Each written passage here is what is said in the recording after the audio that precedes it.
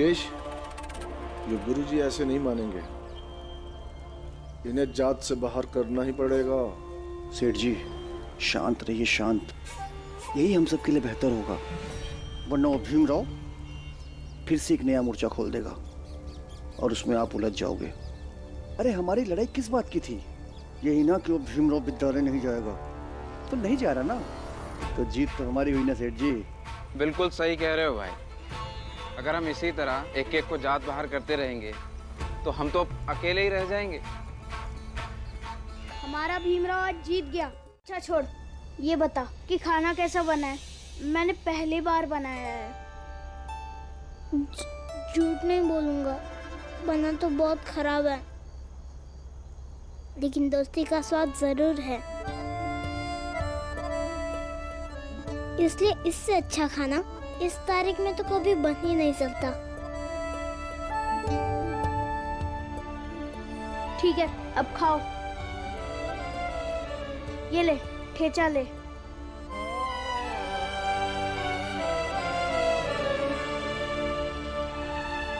जब हम माओ में थे तो हमारे पास सब कुछ था। देखिए, हमारा बेटा एक नई तरह की दुनिया के करीब जा रहा है। बहुत बड़ी बात है।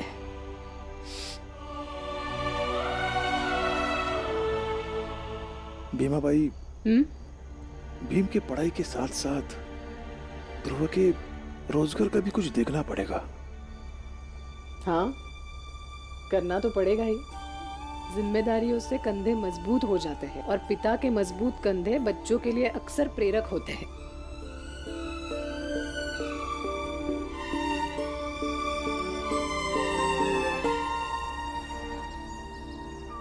का जश्न मना रहा है।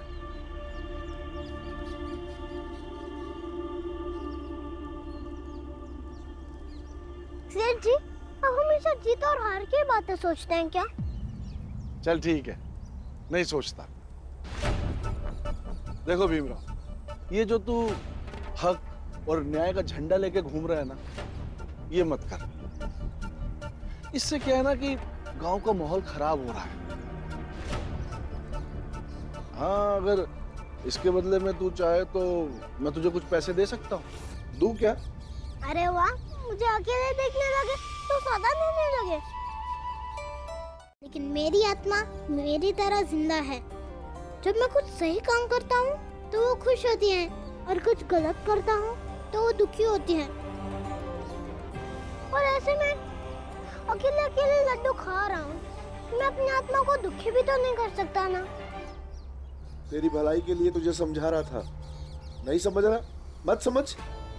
जैसे तुझे विद्यालय जाने से रोका है ना, ऐसे ही तेरी जिंदगी में जहां जहां तू जाएगा हम सामने आएंगे और तुझे रोकेंगे। देखते हैं तू क्या कर लेता है।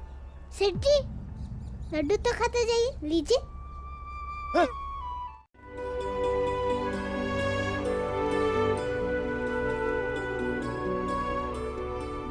और इन किताबों से ज्यादा मददगार मनुष्य को अपना दायरा बढ़ाने में और कुछ नहीं हो सकता।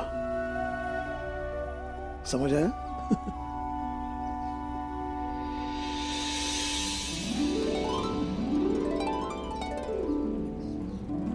सब तेरी किताबें, ले कितना पढ़ना चाहता है पढ़। बाबा, जब मैं बड़ा होऊंगा, पैसे कमाने लगूंगा, फिर एक घर बनाऊंगा जिसके अंदर सिर्फ मेरी किताबें रहेंगी।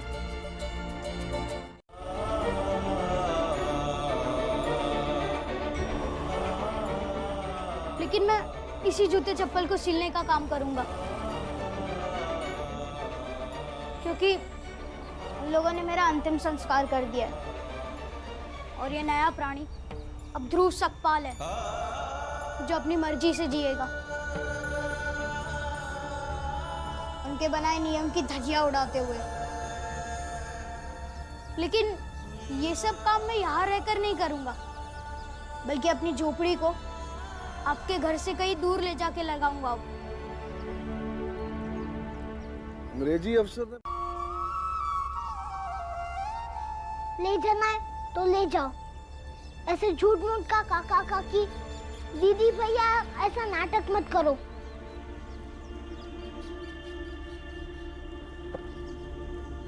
माफ कर देना भीम, क्यों इतना गुस्सा होता है?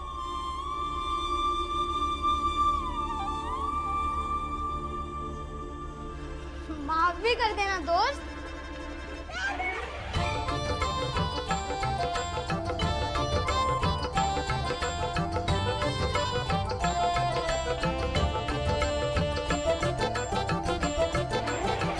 खुशी मिलती है जब जब सेठ जी जैसे लोग इसका रास्ता रोकेंगे, तब तब इन्हीं किताबों से बीच होकर ये रास्ता निकालेगा। मुझे विश्वास है। चलिए खाना लगाती हूँ,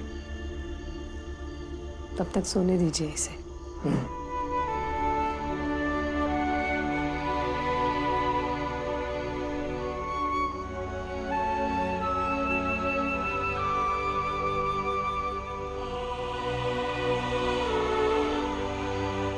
देखकर लोगों को लगे कि उन्हें भी तुम्हारी तरह बनना चाहिए। उनके मन में तुम्हारे प्रति आतंक नहीं, बल्कि श्रद्धा हो, सम्मान हो, प्रेम हो, और वो खुले हृदय से तुम्हारे पास सही और गलत के बारे में जानने आए। इसी ज्ञान को निर्माणकारी ज्ञान कहते हैं। चलिए खाना लग गया है, आ जाइए आप दोनों। चलो बेटा, खाना खा लेते हैं।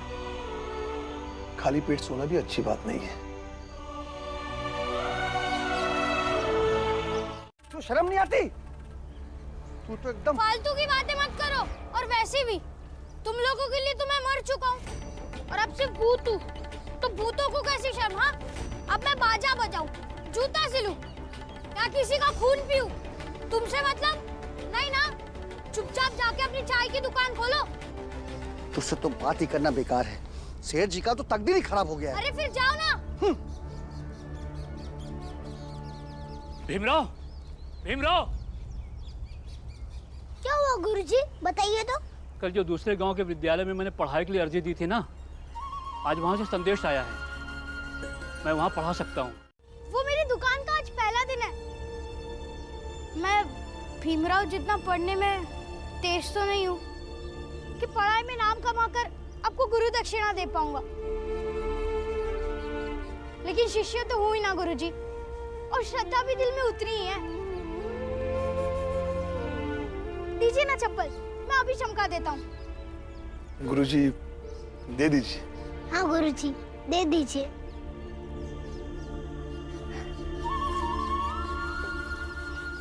ये लीजिए गुरुजी।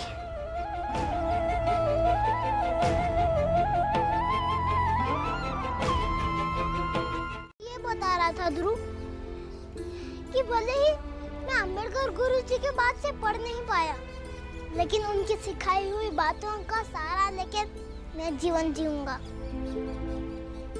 और आपके दिए हुए ज्ञान को मानते हुए कि कर्म ही पूजा है, तो मैं अपनी पूजा में बैठ गया हूँ गुरुजी। ध्रुव, तुम सही कह रहे हो। सारा ज्ञान हमें किताबों से नहीं मिलता है। हम अपने आसपास की चीजों से भी बहुत कुछ सीख सकते हैं, बशर्ते कि हमारी आंखें खुली हो और मन खुला हो। जी गुरुजी।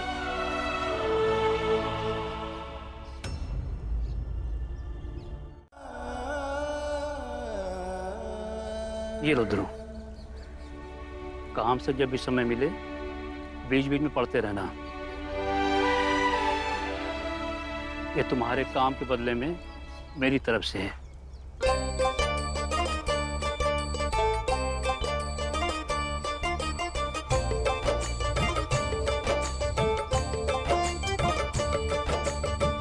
जात न पूछो साधु की, पूछ लीजिए ज्ञान, मोल करो तलवार। चल भी, मुझे काम पर भी जाना है। तुझे पता है, तू जो ये काम कर रहा है, इससे इस भीमराव की तरह गरीब का गरीब ही रह जाएगा। वो तेरी शादी वादी भी नहीं होगी। ऐसा है पुराने पिताजी कि मैं आपको जानता तो हूँ नहीं और अनजान आदमी से मैं ज्ञान नहीं लेता। अब जाइए, अपना काम करिए, मैं अपना करता हूँ। जाइए। अच्छा, कभी चप्पल चमकानी हो ना तो आ जाना दुकान पे। और वैसे भी मैं अपने ससुराल से अकेली आती अकेली जाती हूँ ना, तो मैं अकेले चली जाऊंगी।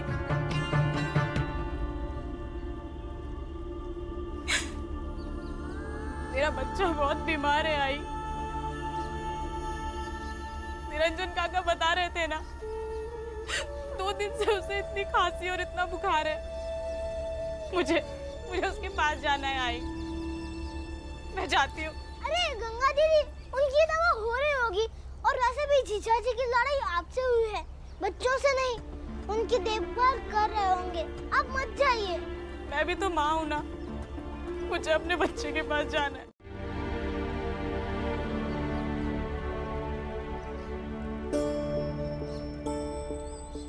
तकलीफ हो जाएगा, चिंता मत करना।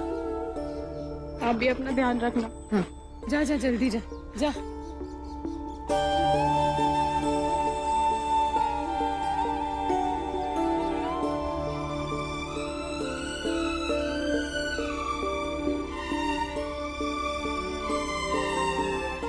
गंगा दीदी मत जाओ, गंगा दीदी।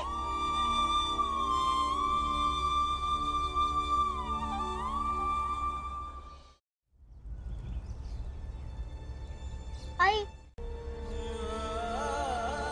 और उनका पति चाहे उनके साथ जो व्यवहार करे, उनको वो सहना पड़ता है और उन्हें उससे घर में रहना पड़ता है। ऐसा क्यों है? भीम बेटा, औरत का जन्म सेवा करने के लिए ही होता है। ससुराल की सेवा, पति की सेवा, सास की सेवा, ससुर की सेवा, और यही करने से तो उसे परलोक में जगह मिलती है। ये सब आपको किसने कहा बुआ? लोगों ने बाबा को आपसे बात करते हुए देखा है। आप दोनों एकदम दोस्त लगते हो। तो फिर आप दासी कैसे हो गई? सारे लोग तेरे बाबा की तरह नहीं होते बीवा। लेकिन आई, हर औरत को मेरी आई जैसा जरूर होना चाहिए, जो अपने पति के साथ दोस्त की तरह रहे, दासी की तरह नहीं।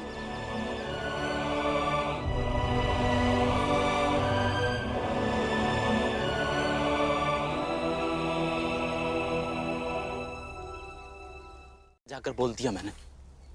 सेठ जी, सेठ जी, गंगा ससुराल के लिए निकल गई है। उसके साथ बाला है, लेकिन पता चला कुछ दूर तक ही जाएगा। अब मजा आएगा। राम जी सकपाल, तू अपने बेटे को महान बनाने चला है और मैं तेरी बेटी को गर्त में डालने चला हूं। अब तय कर ले, बेटा चाहिए कि बेटी? गुरुजी, गुरुजी, गुरुजी।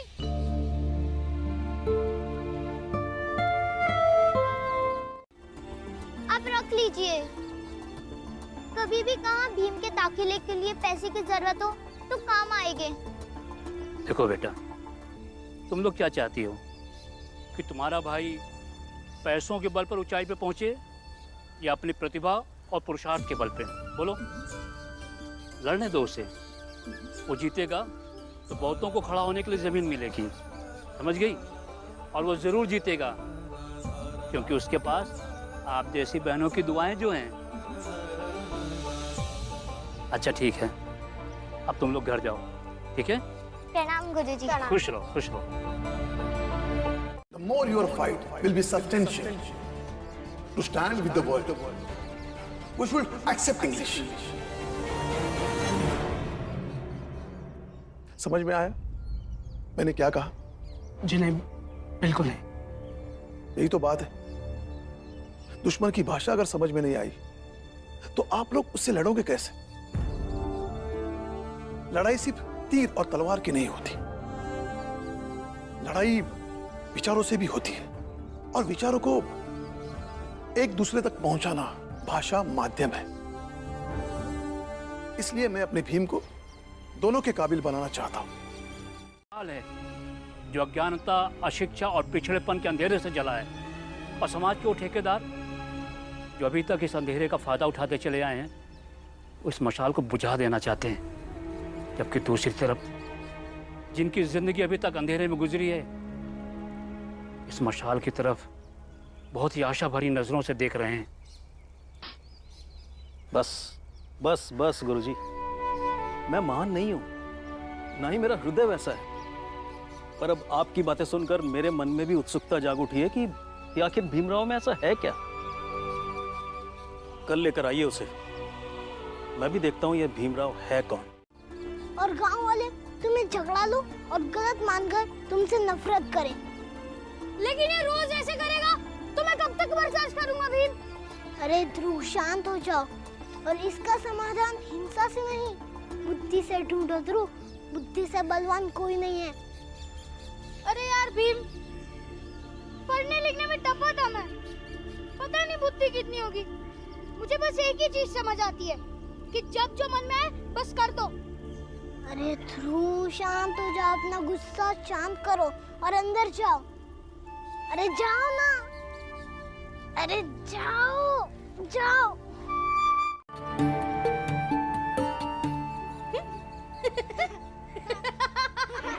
अरे भीम,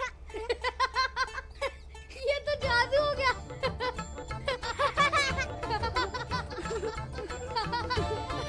भीमा, क्या हुआ? अरे क्या हुआ? हंस क्यों रहे हो पागलों की तरह? उस चाय वाले से लड़ने से तो अच्छा है कि हम लोग पागलों की तरह हंस रहे हैं। क्या बोल? कुछ समझ में नहीं आ रहा है। आई चलो, रास्ते में सारी बातें समझाता हूँ। चलो। पागल, चल। ठीक ही होगा बाबा, जीजा जी भीम से डरते हैं। अगर वो गंगा दीदी के साथ बदतमीजी करेंगे तो उनको भीम का सामना भी करना पड़ेगा। आनंद, तेरे जीजा जी है वो, इस तरह से बात मत कर उनके बारे में। ऐसा नहीं है आनंद भैया, अगर जीजा जी को पता चलेगा कि गंगा दीदी को भी बच्चों की फिक्र है, कि उन्हें खबर मिलते ही वो दौड़ते दौड़ते आ गई, तो जीजा जी गंगा दीदी पे नाराज होने के बजाय खुश होंगे। और अच्छा हुआ कि निरंजन काका ने सूचना वक्त पे बता दी, और उनकी वजह से जीजा जी भी खुश होंगे और दीदी भी। अपना सह परिवार लेके निकल जा, वरना जब सुबह राम जी को पता चलेगा तो वो तुझे छोड़ेगा नहीं, और तेरी बिरादरी के लोग भी तुझे नहीं छोड़ेंगे, समझा? चल निकल।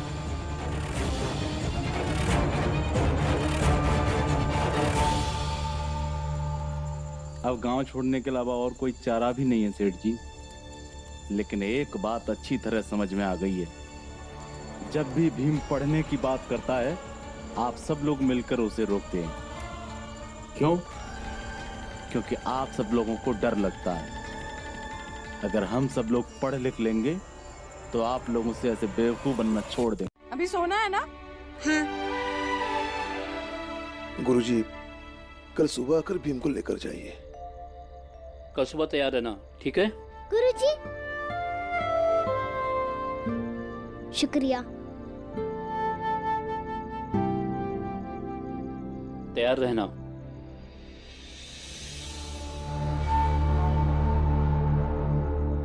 गुरुजी, कल सुबह तो होने दीजिए, तमाशा ही कुछ और होगा। तमाशा कुछ ऐसा होगा ना कि आप इस भीमराव को विद्यालय ले जाने की कोशिश ही नहीं करेंगे।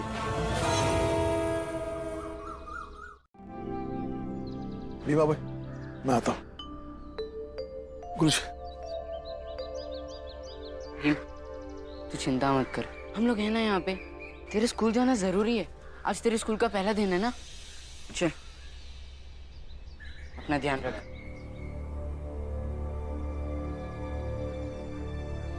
निरंजन भाऊ झूठ नहीं बोलेंगे हमसे, लेकिन अगर उन्होंने झूठ कहा होगा तो क्यों कहा होगा? और गंगा भाई अगर घर नहीं पहुंच,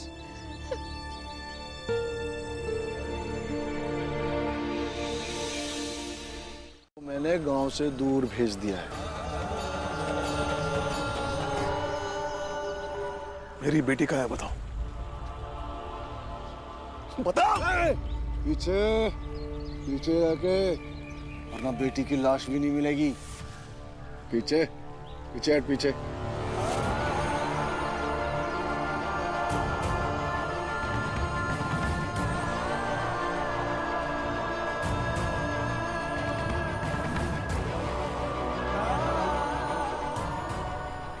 राम जी, सवाल बेटी का है, इसलिए जोश से नहीं होश से काम कर। माली सींचे सौ घड़ा, रुत आए फल हो। क्या हुआ राम जी, क्या बात है? कुछ नहीं गुरुजी, कोई बात नहीं है, आप विद्यालय जाइए।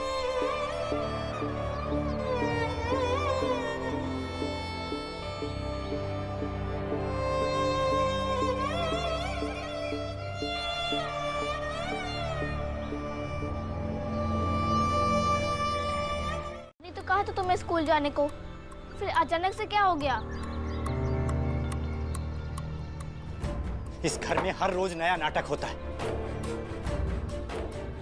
दामाजी, ऐसी बात नहीं है।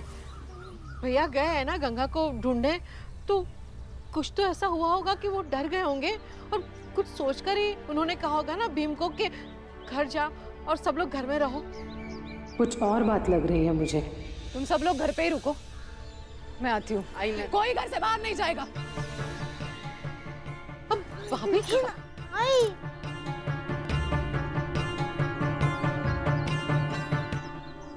मेरी भी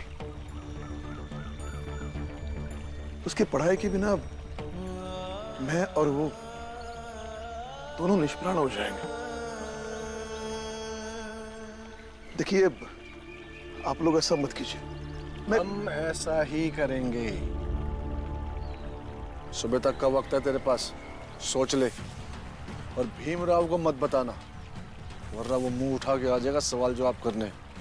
और ये बात तय है राम जी कि उसके सवाल जवाब के बदले उसकी बहन को ठिकाने लगा देंगे, याद रखना।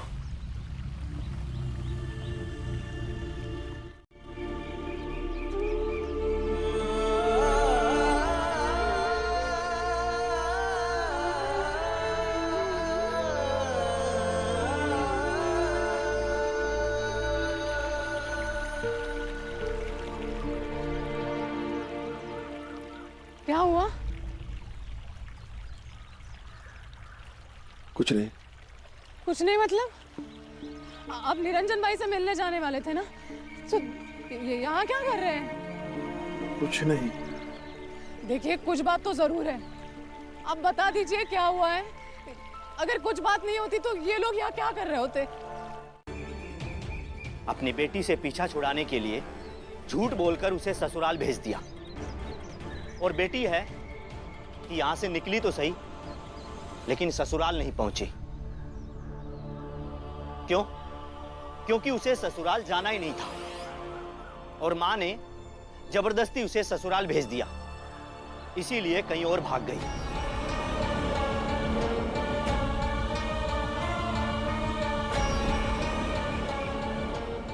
जी माफ कीजिए, ये सब मेरी गलती है।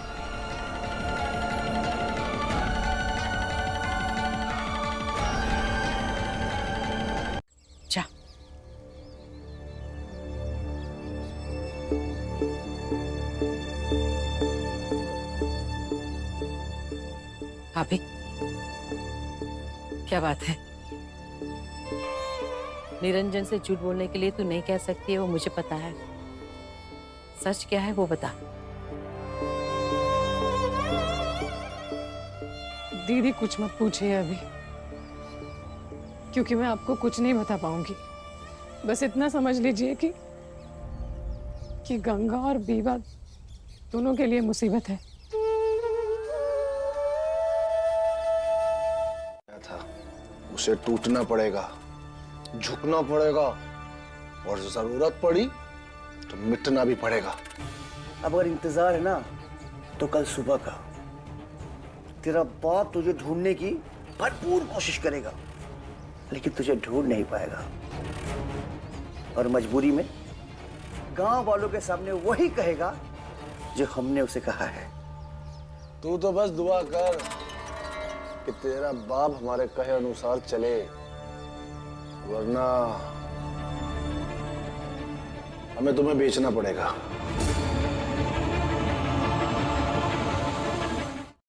नहीं, वैसी कोई बात नहीं। चल नमस्ते।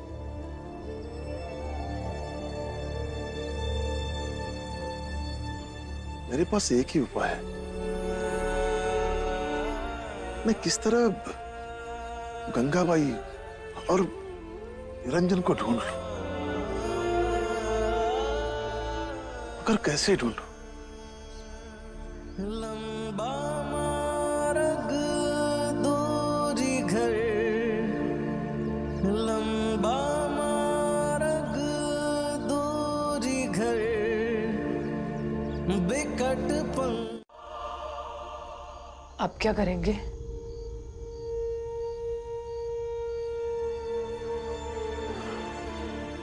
सेठ जो चाहता है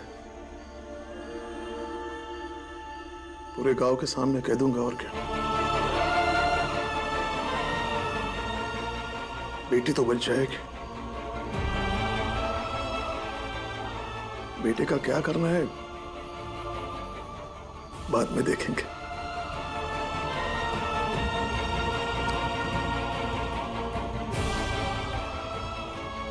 भाई, हम हमारे अंतिम सांस तक यही कोशिश करेंगे, लेकिन एक बाप होने के नाते भीम की पढ़ाई से ज्यादा मेरी बेटी की जिंदगी है, उसकी आजादी है।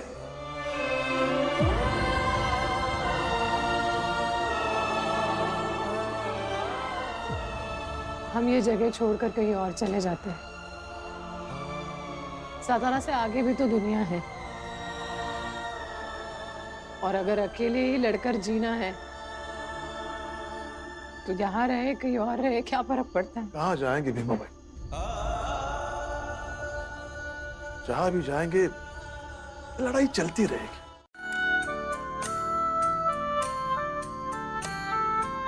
मुझे मेरे परिवार पर गर्व है मेरा। यही हमारी एकजुटता हमें हर मुसीबत से बाहर निकालती है। हर लड़ाई हम जीत जाते हैं। हम एक साथ हैं क्योंकि हम सच्चे हैं, और हम जीत जाते हैं क्योंकि हमारी लड़ाई झूठ और पाखंड के खिलाफ है।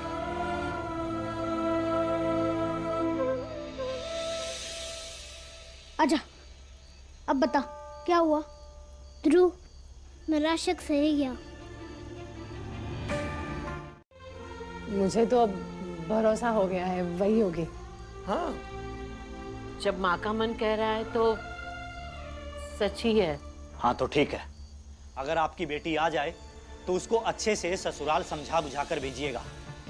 ये रूठना मनाना और ये नाटक करना बंद करे। हम रोज रोज परेशान नहीं होते रहेंगे। मेरा भीम कहाँ है? अब ध्रुव के घर गया है, उसे वही रहने दीजिए अभी। गुरुजी, गुरुजी, गुरुजी,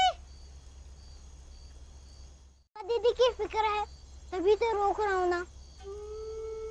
ध्रुव, पहले गंगा दीदी को आजाद करेंगे, और उन्हें सिर्फ मैं ही आजाद कर सकता हूँ, अपनी पढ़ाई छोड़कर।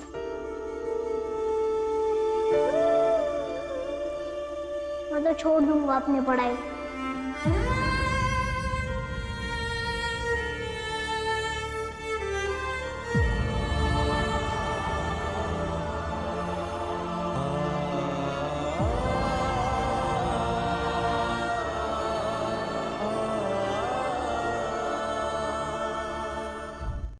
तुमसे बहस करना चला जाएगा, और अभी बहस का वक्त नहीं है, क्योंकि तुम्हारी दीदी सेठ जी के कब्जे में है।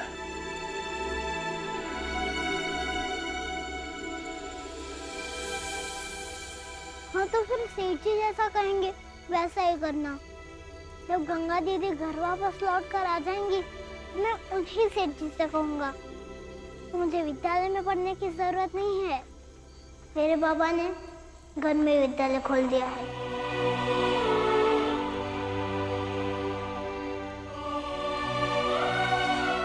आप सब लोगों को वचन नहीं बाबा, वचन मत दीजिए।